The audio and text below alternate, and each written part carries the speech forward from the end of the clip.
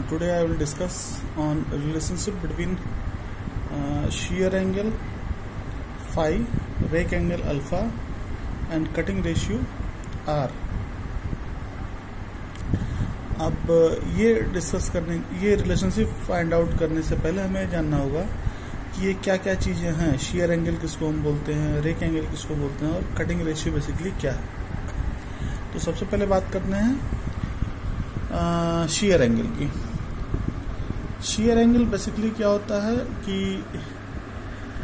जो हमने पिछले फिगर में ड्रॉ किया था और ये कहा था कि प्राइमरी शेयर जोन ये है, ये कहा था हमने प्राइमरी शेयर जोन, ये कहा था हमने सेकेंडरी शेयर जोन, जिसको स्टिकिंग जोन हम कह रहे थे पिछले वीडियो में। तो ये जो प्राइमरी शेयर जोन है, जब कटिंग वेलोसिटी हम इंक्रीज करते हैं तो ये प्राइमरी शेयर जोन बहुत पतला हो जाता है और इसी प्राइमरी शेयर जोन को हम बेसिकली शेयर प्लेन की तरीके से ट्रीट करते हैं। इस प्राइमरी शेयर जोन को हम लोग शेयर प्लेन की तरीके से ट्रीट करते हैं एक्चुअली में, लेकिन ये तो आइडियली ऐसा होता है कि ये शेयर प्लेन को हम लोग शेयर जोन को एक शेयर प्लेन की तरीके से ट्रीट करते हैं, लेकिन वास्तव में ऐसा होता नहीं है। क्योंकि एक रिलेशनशिप हमको फाइंड आउट करना होगा, अगर कोई रिलेशनशिप फाइंड आउट करना होगा, जैसे इस केस में relationship between shear angle, rake angle and cutting ratio में रिलेशनशिप फाइंड आउट करना है, तो उस पर्टिकुलर टाइम पे यहाँ पे एक ट्रिग्नोमेट्रिकल इक्वेशन हमको बनानी होगी। तो ट्रिग्नोमेट्रिकल अगर एक इक्वेशन बनाने के लिए इसको जोन ट्रीट करेंगे तो वो इक्वेशन हम आसानी से फाइंड आउट नहीं कर पाएंगे, इसलिए हम क्या करेंगे, इसको एक प्लेन की तरीके से ट्रीट करेंगे। तो इस फिगर में वो चीज शो करने का प्रयास किया गया है। तो जो एसओ है वो एज्यूम किया गया है कि ये एक प्लेन है। जब आप कटिंग वेलोसिटी इंक्रीज करते हैं मशीनिंग के दौरान तो ये पाया जाता है कि ये एसओ के आसपास जो जोन होता है वो पतला हो जाता है और उसको हम एज अ प्लेन ट्रीट करते हैं। तो ये जो प्लेन हमने ट्रीट किया ये बेसिकली शेयर प्लेन है और ये शेयर प्लेन आपका प्राइमरी शेयर जोन पर ही है। इसका मतलब प्राइमरी शेयर जोन ना होके एक प्लेन हो गया, लेकिन वास्तव में एक्चुअली में ऐसा कुछ भी नहीं होता है। ये खाली एक रिलेशनशिप फाइंड आउट करने के लिए हमने एज्यूम किया है कि ये एसओ जो है वो एक प्लेन है, जबकि एक्चुअली में यहाँ पे प्लेन जैसी कोई चीज नहीं होती है, एक जोन ही होता है। जो शेयर होता है प्राइमरी शेयर जोन यहाँ पे राइज करता है, लेकिन चूंकि रिलेशनशिप फाइंड आउट करना है, ये ट्रिग्नोमेट्रिकल इक्वेशन फाइंड आउट करना है, ये एक ट्राइंगल है बना हुआ है तो उसमें साइन फाई कॉस फाई इस तरीके के इक्वेशन हमको सेटअप करने होंगे। तो अगर यहाँ पे प्लेन होता, ये एक जोन होता अगर यहाँ पे मान दिया, तो वो इक्वेशन हम सेटअप नहीं कर पाते, इसलिए इसको हम लोगों ने एक प्लेन की तरीके से ट्रीट किया। ऐसो एक प्लेन है, ठीक। तो ये कॉम्प्लिकेशन से बचने के लिए, इक्वेशन को आसानी से सॉल्व करने के लिए हम लोग इसको प्लेन कंसीडर किए हैं, ना कि जोन। एक प्लेन कंसीडर किए हैं, ठीक, ये क्लियर। अब ये जो प्लेन है एसओ, इसी को बोलते हैं हम लोग शेयर प्लेन। और ये सरफेस, जिस सरफेस की मशीनिंग हो चुकी है, इसको हम लोग बोलते हैं मशीन्ड सरफेस। इसका मतलब इसकी मशीनिंग हो चुकी है, ठीक है, ये है मशीन्ड सरफेस। तो बेसिकली मशीन्ड सरफेस के एक्सटेंशन मतलब ये बढ़ा हुआ पार्ट, मशीन सरफेस के एक्सटेंशन और शेयर प्लेन के बीच का बना एंगल को ही शेयर एंगल कहते हैं। ये फाई से डिनोट किया जा रहा है, ये डिनोट किया जा रहा है किससे, फाई से। तो बेसिकली फाई क्या है आपका, फाई आपका शेयर एंगल है, ठीक है, फाई शेयर एंगल है जो कि यहाँ पे डिनोट किया गया है, ठीक। तो आपने ये देखा, ये ओएम जो है ये एक्सटेंशन है इस मशीन सरफेस का। इस मशीन सरफेस को आप जब आगे बढ़ाएंगे तो ये ओएम बनेगा। तो ये ओएम बेसिकली आगे जब बढ़ जाएगा तो ये सरफेस हमारा, अभी फिलहाल तो इसकी मशीनिंग नहीं हुई है, लेकिन कुछ देर बाद इसकी मशीनिंग हो जाएगी। तो ये बेसिकली कहला रहा है हमारा मशीन सरफेस का एक्सटेंशन। तो मशीन सरफेस का एक्सटेंशन और इस शेयर प्लेन के बीच का एंगल जो है उसको फाई से डिनोट किया गया, इसी को बोला गया शेयर एंगल, ठीक। अब आप इसमें देखिए कि ये जो मशीन सरफेस के एक्सटेंशन और एस पॉइंट से एक परपेंडिकुलर ड्रॉ किया गया जिसको बोला गया SM। ये SM की वैल्यू इस T1 के बराबर है। यही बेसिकली अनकट थिकनेस कहलाता है। अनकट थिकनेस मतलब पिछले वीडियो में मैंने बताया था अनकट थिकनेस क्या होता है।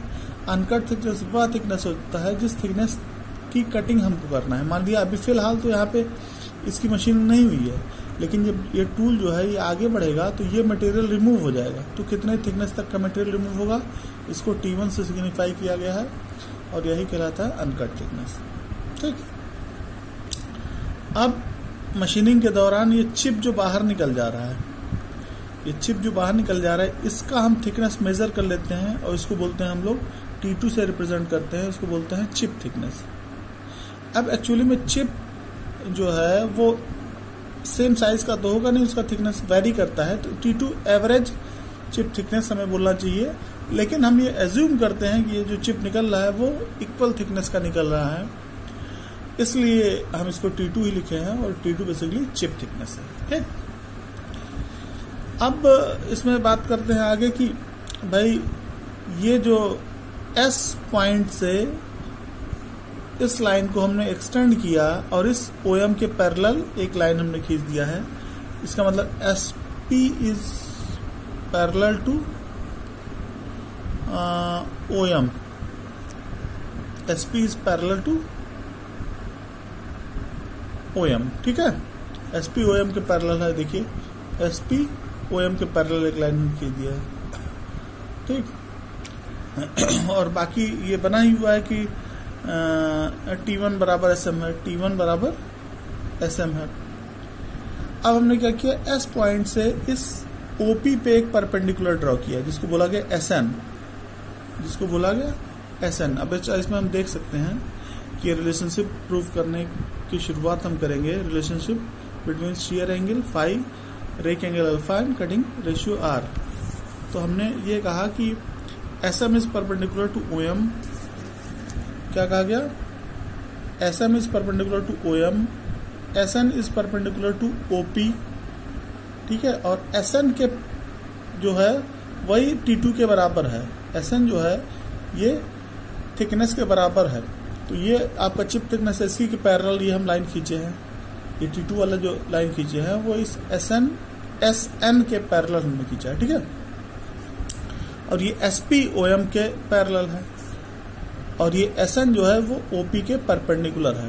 तो ये वाला एंगल कौन सा एंगल, POQ। ये Q जो है ये इस पॉइंट को Q हमने मेंशन किया है। SN और O से परपेंडिकुलर, कहने का मतलब यह है कि ये कटिंग वेलोसिटी के परपेंडिकुलर एक लाइन हमने खींचा और ये कटिंग वेलोसिटी के परपेंडिकुलर वाला लाइन ये लाइन जा रहा है और ये रेक सरफेस वाला लाइन ये जा रहा है। इन दोनों के बीच का जो एंगल होगा वही रेक एंगल होगा। इस फिगर में हमने बताया था कि कटिंग वेलोसिटी के परपेंडिकुलर और रेक सरफेस, ये रेक सरफेस है, रेक सरफेस के बीच का एंगल ही रेक एंगल कहलाता है अल्फा। तो ये चूंकि रिलेशनशिप में आप देख रहे हैं कि रेक एंगल का भी रिलेशनशिप हमको उसमें इंक्लूड है इस रिलेशनशिप में, तो रेक एंगल का भी जरूरत पड़ेगा, इसकी भी जरूरत पड़ेगी। इसी रेक एंगल यहाँ पे बनाया तो नहीं गया है, लेकिन आप ये समझ रहे हैं कि कटिंग वेलोसिटी के परपेंडिकुलर और रेक सरफेस के बीच का एंगल, ये वाला एंगल जो है, ये एंगल आपका रेक एंगल कहलाएगा अल्फा। तो अगर ये एंगल आपका रेक एंगल अल्फा है तो ये वाला एंगल भी रेक अल्फा होगा। NOQ या POQ वाला जो एंगल है, ये एंगल ये भी अल्फा है। तो अगर ये अल्फा है, ये 90 है, तो ये 90 माइनस अल्फा हो जाएगा ये एंगल। तो अगर ये 90 माइनस अल्फा है तो ये सामने वाला एंगल भी 90 माइनस अल्फा हो जाएगा। और ये वर्टिकल लाइन है, ये हॉरिजॉन्टल लाइन है, तो ये 90 है, ऑब्वियस सी बात है 90 है। और ये 90 माइनस अल्फा, तो इसका मतलब ये एंगल भी अल्फा हो जाएगा। ठीक, इतना क्लियर। तो ये एंगल अल्फा हो जाएगा। तो ये चीज हो गई। अब इस फिगर, इसमें इक्वेशन, इसके माध्यम से हम पहले बात की है। क्या बात की है, हम दो चीज बताए हैं। हमने कहा कि मशीन सरफेस के एक्सटेंशन और शियर प्लेन के बीच का एंगल को फाई बोलते हैं, इसी को शियर एंगल बोलते हैं। कटिंग वेलोसिटी के परपेंडिकुलर और रेक सरफेस के बीच के एंगल को अल्फा बोलते हैं, इसी को रेक एंगल बोलते हैं। तो दो चीज हो गई। आपका शेयर एंगल और रेक एंगल क्या होता है समझ में। अब थर्ड पॉइंट आता है कटिंग रेशियो।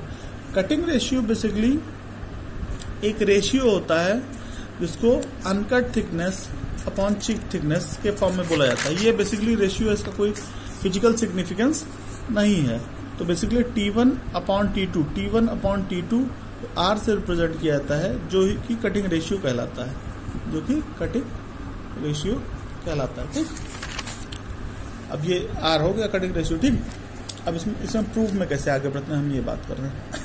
तो from figure 4 SM is perpendicular to OM, बात हम कर चुके हैं। SM is perpendicular to OM, SN is perpendicular to OP। ठीक है, ये चीज हो गया।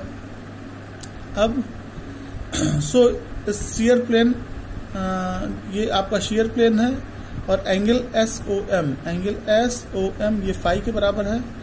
SM जो है वो T1 के बराबर है और ये SN जो है वो T2 के बराबर है। देखिए SM T1 के बराबर, SN T2 के बराबर, SN परपेंडिकुलर है OP के, SM परपेंडिकुलर है OM के।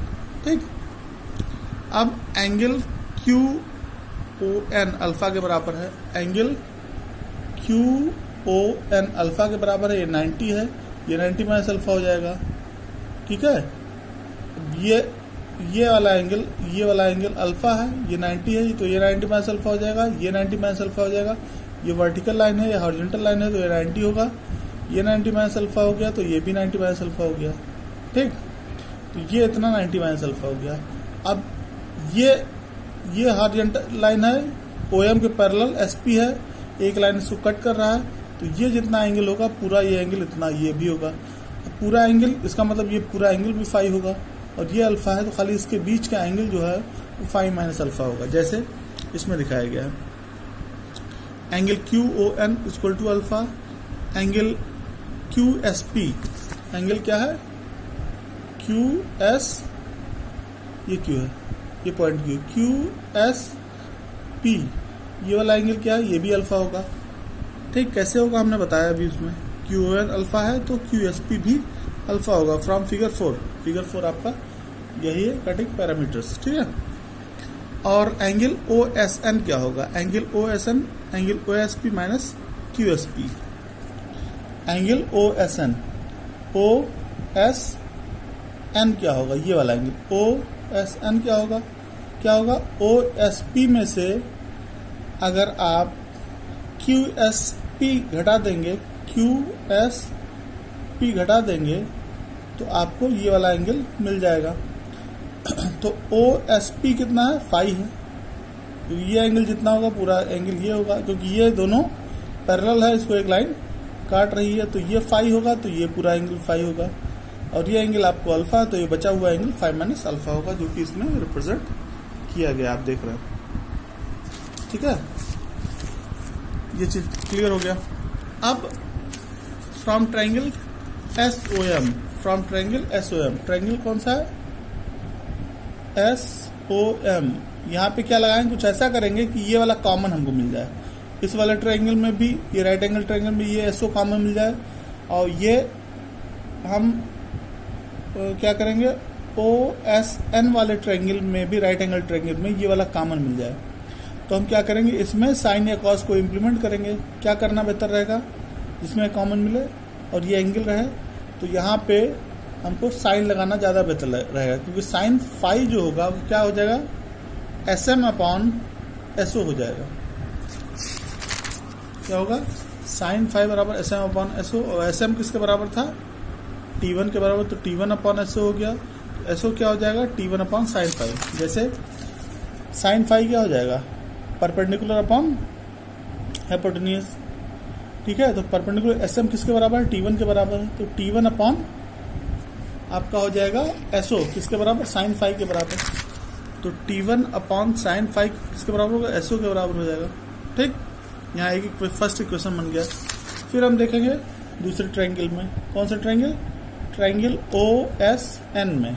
ट्रायंगल OSN में ये वाला एंगल कितना है, ये वाला एंगल आपका फाई माइनस अल्फा है। OSN वाला एंगल जो है वो फाई माइनस अल्फा है। यहाँ पे हम शो नहीं किए हैं क्योंकि ये हमको निकालना रहेगा, पहले से दिया पता नहीं रहेगा। ठीक है, तो ये OSN फाई माइनस अल्फा है और ये राइट एंगल ट्रायंगल है, तो यहाँ पे आप cos five minus alpha implement करेंगे तो कॉस फाइव माइनस अल्फा क्या हो जाएगा, SN अपॉन SO हो जाएगा। देखिए कॉस फाइव माइनस अल्फा क्या हो जाएगा, SN अपॉन SO। SN किसके बराबर है, T2 के बराबर है। SN किसके बराबर है, इस T2 के बराबर है। ठीक है, SN किसके बराबर है, T2 के बराबर है। तो क्या हो जाएगा यहाँ से SO बराबर T2 upon cos five minus alpha. ये इक्वेशन नंबर 2 हो जाएगा। अब from equation 1 and 2, equation 2 SO बराबर कुछ है, ये दिया है T2 upon cos five minus alpha. अब SO बराबर T1 अपॉन साइन अल्फा, इसमें एक इक्वेशन में दिया है। तो फ्रॉम फर्स्ट एंड सेकंड दोनों को इक्वेट कर देंगे, दोनों SO है, यहाँ पे भी SO है और आपका यहाँ पे भी SO है, दोनों को इक्वेट कर देंगे तो हो जाएगा T1 अपॉन साइन फाइव बराबर T2 upon cos five minus alpha. तो T1 अपॉन T2 बराबर ये इधर चला आएगा, ये इधर चला आएगा, तो T1 अपॉन T2 बराबर sine five upon cos five minus alpha. T1 upon T2 हो जाएगा R के बराबर। इसी को हम एज्यूम कर लेंगे कि T1 अपॉन T2 क्या है, बेसिकली T1 अपॉन T2 क्या है, R के बराबर है। इसी को हम कटिंग रेशियो बोल दे रहे हैं। ठीक है, ये बार बार T1 अपॉन T2 ना लिखना पड़े इसलिए हम ऐसा कर रहे हैं, इसको एज्यूम कर रहे हैं, इसी को बोलते हैं कटिंग रेशियो। तो बेसिकली ये इक्वेशन क्या बन जाएगा, T1 अपॉन T2 की जगह पर R हो जाएगा, तो R बराबर sine five upon cos five minus alpha, जो कि यहाँ पे लिखा गया है। R बराबर sine five upon cos five minus alpha. इसको सिंप्लीफाई करेंगे, सिंप्लीफिकेशन के बाद बन जाएगा आपका tan five equal to R cos alpha upon 1 minus R sine alpha. ये बेसिक रिलेशनशिप है आपका किसके किसके बीच में, ये रिलेशनशिप है आपका shear angle phi, rake angle alpha और कटिंग रेशियो R, इनके बीच का ये रिलेशनशिप है। तो इसमें आप क्या पा रहे हैं, आपने ये देखा कि अगर आपको R बेसिकली क्या था आपका, R क्या था आपका T1 अपॉन T2 था। T1 क्या था आपका अनकट थिकनेस और T2 क्या था आपका चिप का थिकनेस। T1 आपका था अनकट थिकनेस और T2 क्या था आपका चिप